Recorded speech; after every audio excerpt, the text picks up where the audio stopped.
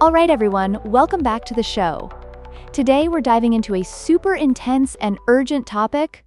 Let's call it Tinderbox Alert, the Middle East. You might have heard about the rising tensions in this region, especially following Iran's recent missile attack on Israel. It's like, whoa, things are heating up. Wow. That sounds serious. Like, what are we talking about? I mean, we hear about these things, but is it really that urgent? Absolutely. Just to give you a snapshot, on October 1st, Iran launched its second attack on Israel this year with ballistic missiles. These weren't just random shots in the dark. They were precisely aimed at military targets, avoiding populated areas. It's almost like a chess match, right? They're targeting strategic pieces instead of going for a mass invasion. Chess. That's a great analogy. So they're playing very carefully?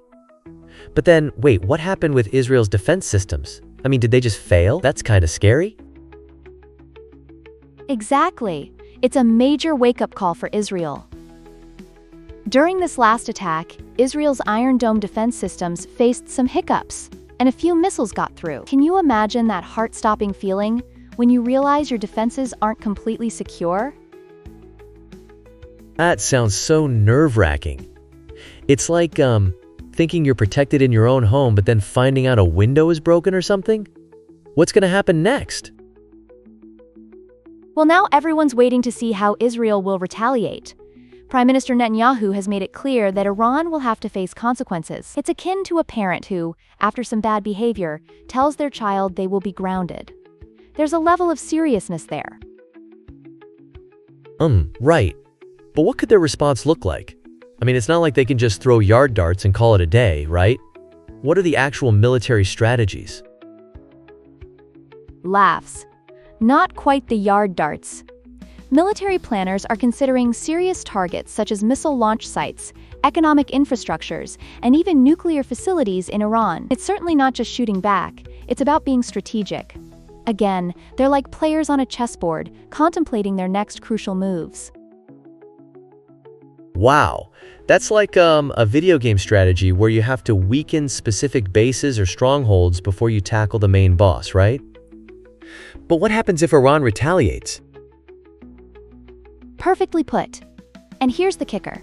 Iran has a massive missile arsenal. If they decide to retaliate, they might deploy proxies to target Israel, escalating the situation significantly. It's like suddenly facing unexpected reinforcements in a multiplayer game. Whoa, that sounds intense. But if it escalates to something major, what's next? Do other countries just jump in like it's the start of global chaos? Yes, absolutely. We're talking about global ramifications. If Iran strikes back, it could disrupt oil supplies by blocking strategic waterways, creating a ripple effect worldwide. It's a web of interconnections. We also can't forget about major players like Russia and China, who could get involved if things spiral out of control. Ugh, that's so concerning. It's like a domino effect, right? Just one small tip and the whole thing can collapse into chaos? How do we even begin to deal with that? Exactly.